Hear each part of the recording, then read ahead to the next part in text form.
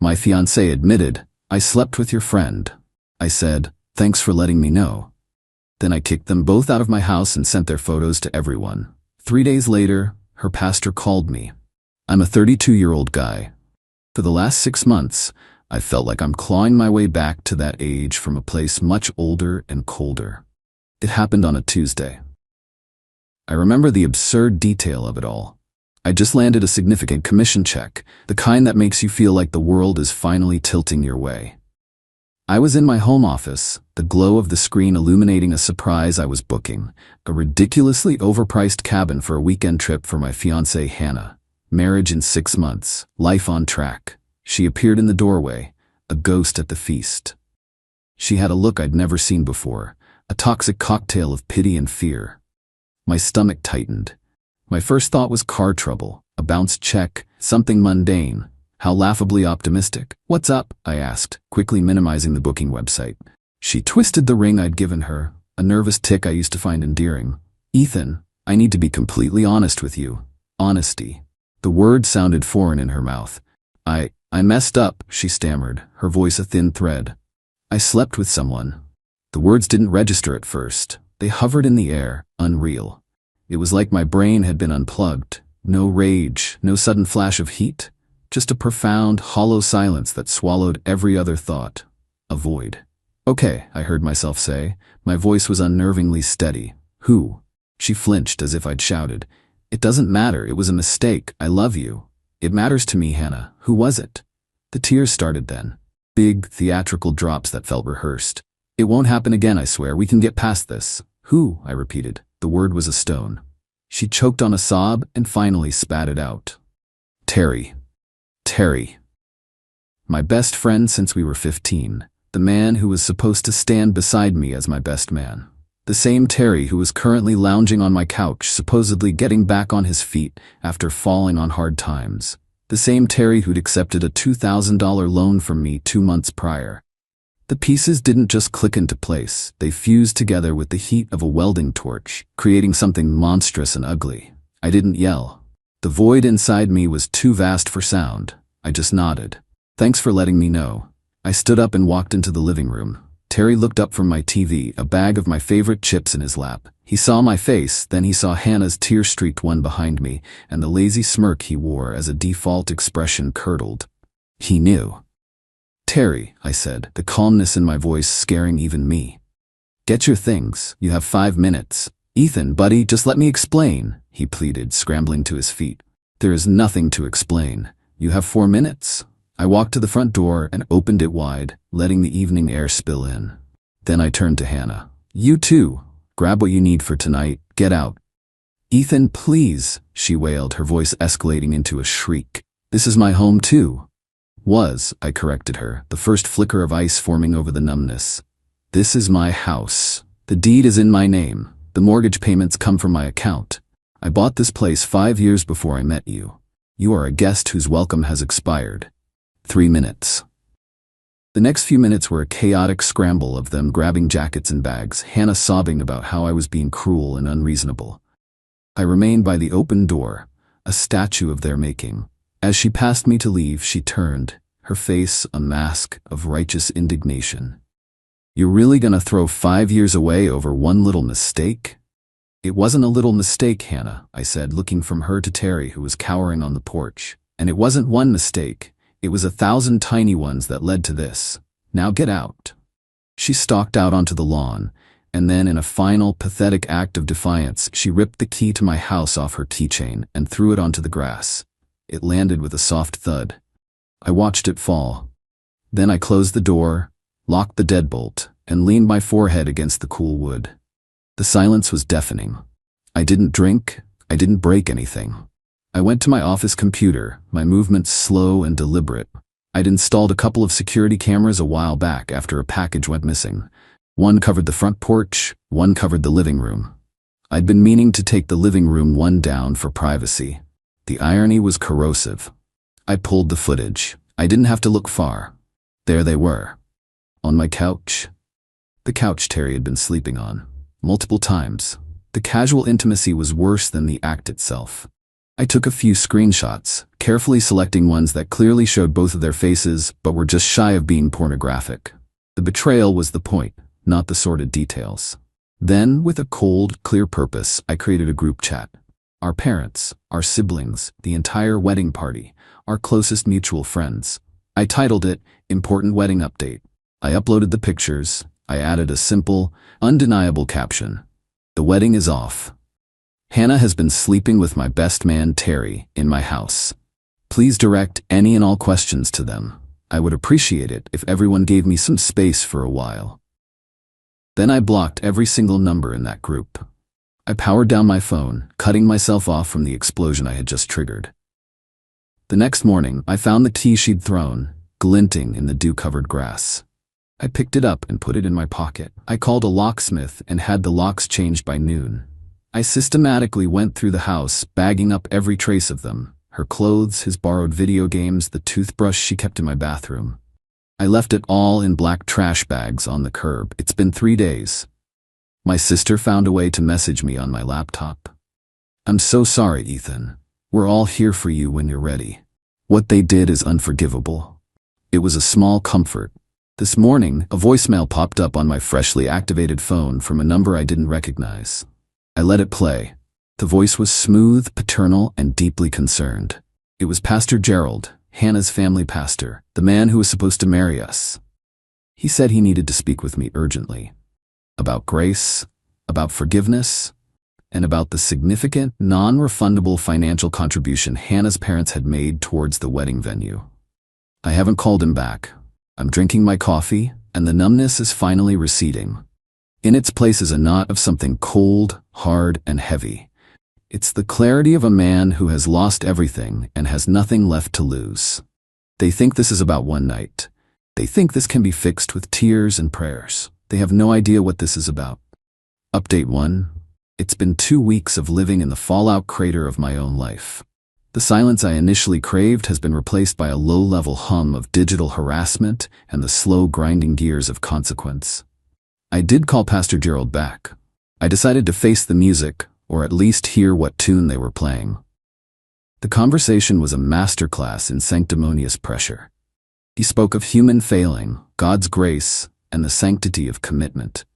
I just made non-committal noises until he got to the point. Ethan, he said, his voice dripping with syrupy concern, Hannah's parents, as you can imagine, are beside themselves. They put down a rather substantial non-refundable deposit on the venue. $20,000. In the spirit of Christian charity, and given you were the one to officially cancel the proceedings, they were hoping you might see fit to reimburse them. I took a slow sip of my water. Pastor, I said, keeping my voice even.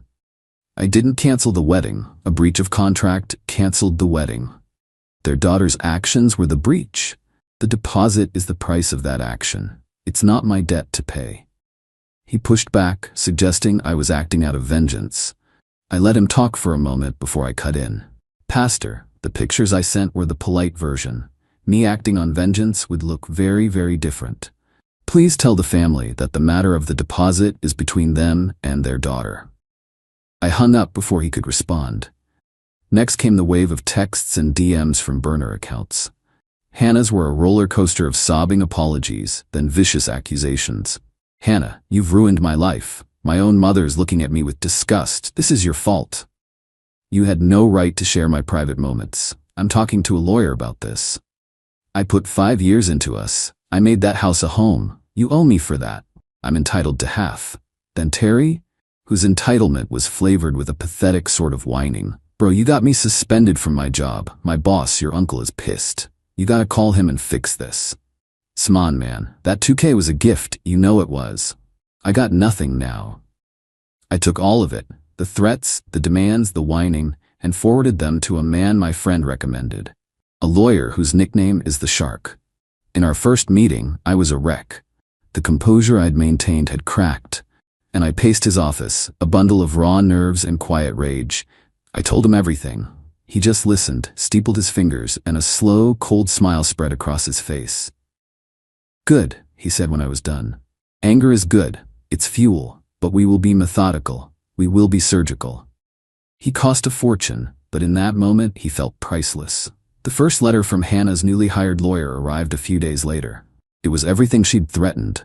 A claim of common-law marriage, a demand for half of my assets, the house, savings, investments, and an additional claim for emotional distress due to the public shaming. The shark just laughed. "This is amateur hour," he said before drafting a response so brutal it probably singed the paper. It outlined my sole ownership of the property from long before our relationship, the lack of any joint accounts, and a clear legal precedent in our state. He also included a polite but firm notice that should she proceed, all evidence, including the full, unedited video footage of her private moments with Terry, would be submitted as evidence and would thus become public record. We're waiting for their next move. My uncle, after a brief investigation, officially fired Terry. The reason cited was gross unprofessional conduct creating a hostile and reputationally damaging work environment. It was clean, corporate, and final. I feel like I'm playing a game I never asked to join. It's costing me money I'd saved for a wedding, and sleep I can't lose. They think they're the victims. They're about to learn what real consequences feel like. Update 2. The past couple of weeks have been a slog. The initial clean shock has given way to a messy, attritional battle. My perfect revenge turned out to be much more complicated, and honestly, more draining than I ever imagined. Hannah's lawyer didn't back down immediately. They sent a second, nastier letter. It accused me of coercive control and claimed the photos were a violation of privacy laws, threatening to countersue me into oblivion. It was mostly bluff and bluster, but it was stressful. The shark told me to ignore it. "They're throwing spaghetti at the wall to see what sticks," he said. "The problem for them is, the wall is Teflon." Still, seeing those accusations in print, knowing they were shopping them around, made me sick. The legal bills started to pile up, a constant, draining reminder of this mess. Then came the GoFundMe. It was titled, "Help Us Rebuild After Cruel Betrayal." The narrative was pure fantasy. I was a possessive monster. Hannah had suffered a momentary lapse under the strain of my emotional abuse. Terry was an innocent friend I'd turned on. They claimed I'd thrown them out into a winter storm. It was a mild autumn evening, and were trying to raise $10,000 for a deposit on an apartment. A few of their clueless friends and her more distant relatives actually donated. Seeing their names, people who had been to my barbecues, felt like a fresh stab of betrayal. My first instinct was pure rage. I wanted to plaster the link everywhere with a massive takedown. Instead, I took the shark's advice, be the calm, factual one. I made a small donation and posted a comment with a link to a public Dropbox folder, just as I'd planned. But within an hour, the comment was deleted and I was blocked from commenting again. They were monitoring it. Plan A failed. Time for Plan B. This was where it got messy. I couldn't fight them on their own turf. I had to go around them. I started with Hannah's aunt, a woman named Doris, who I'd always found to be sharp and no nonsense. I didn't just forward a link, I called her. It was one of the hardest calls I've ever made. She was initially defensive of her family. "Ethan, I know you're hurting," she said, "but Hannah's parents are saying you had a breakdown, that you made this all up to get out of the wedding." My blood ran cold. I wasn't just fighting Hannah and Terry. I was fighting a whole counter-narrative spun by her parents to save face.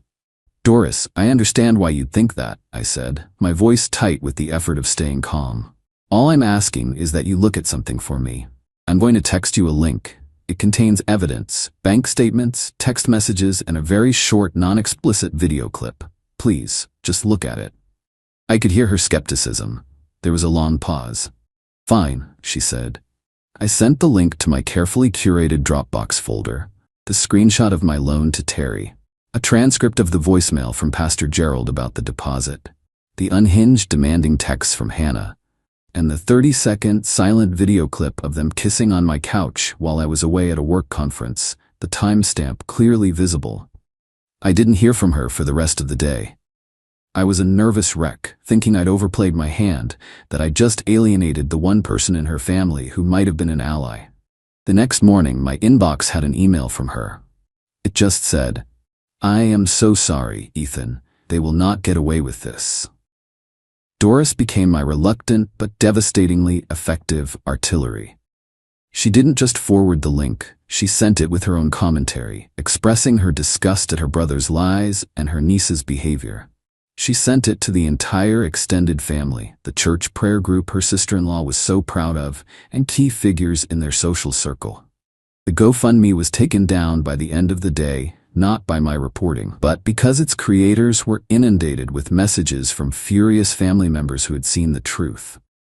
They raised a grand total of $350, which I later heard they had to refund. Hannah's lawyer went silent. A week later, we received a formal notice that they were withdrawing their representation. The spaghetti hadn't stuck. The war of attrition was over. The cost was a few $1,000s in legal fees and a significant chunk of my sanity. But the truth was out, and it was doing its work without any more input from me. Final update. It's been 6 months. The dust has settled, leaving behind a landscape that is quiet but forever changed. I didn't win a glorious victory. I simply survived a war of my own making, and I have the scars to prove it. The legal loose ends tied themselves up. I won a default judgment against Terry for the loan, plus my legal fees. It's just a paper victory, as he has no money, but it's a permanent stain on his record. His parents sent me a check, which I tore up. The judgment was the point, not the money. Hannah and Terry imploded, as expected. Their relationship, forged in the cheap thrill of deceit, couldn't survive the harsh light of reality. I heard from a mutual acquaintance that the stress, the lack of money, and the constant blame game led to a spectacular flameout in the parking lot of the seedy motel they were living in. Terry moved back in with his parents and is reportedly delivering pizzas. A fittingly circular journey for someone with no forward momentum. Hannah's parents sold their house and moved 2 states away. The social humiliation, orchestrated so effectively by their own sister, was too much for their fragile egos to bear. They were pillars of a community that now saw them as liars who had raised a cheater. And Hannah? She landed in the one place she probably never expected, under the thumb of her Aunt Doris. After the breakup with Terry, with no money, no friends, and a disgraced family, she had nowhere else to go. Doris took her in, but not out of pity. It was a boot camp for humility. Hannah now works a full-time, 40-hour week as a cashier at a home improvement store to pay her aunt rent. I'm told she despises every second of it, feeling the work is beneath her. The entitlement is still there. A pilot light of bitterness in a life that has run out of gas. I had one final bizarre encounter. About a month ago, I was in a grocery store across town. As I rounded the corner into the frozen foods aisle, I saw her. She was staring at a case of microwave dinners, looking tired and pale under the harsh fluorescent lights. Her clothes were cheap, her hair was unkempt. She looked small. She saw me, and a flicker of pure panic crossed her face. 6 months ago, I would have felt a surge of triumphant rage. But in that moment, I felt nothing. A profound, empty nothing. She was just a stranger who looked vaguely like someone I used to know. I turned my cart around and walked away. There was nothing left to say. As for me, the journey back has been slow. I sold the house and its ghosts. I have a smaller condo downtown now that is entirely my own. The first few months were hard. There were nights I'd wake up in a cold sweat, the anger so fresh it felt like it was happening all over again. There were days I felt like a fool for ever trusting them. I've spent a lot of time with my real friends, my sister, and a good therapist. I didn't get perfect revenge. I got a messy, expensive, and emotionally taxing lesson in consequences. I made mistakes, I almost let my rage get the better of me, and I relied on the help of others. I wasn't a hero in a story. I was just a man trying to clean up a mess he didn't make. They didn't just ruin their own lives. They took a chunk out of mine that will never grow back quite the same. But I'm rebuilding. In a small keepsake box in my new closet, there is one item from my old life. It's not a photo or a memento of good times. It's a single, slightly tarnished house key, the one Hannah threw on the lawn. I picked it up that next morning, a small, cold piece of metal that represented so much. It's a reminder, not of what I lost, but of what I reclaimed. It reminds me that I hold the keys to my own life, my own home, and my own peace. And I learned the hard way to be much more careful about who gets a copy.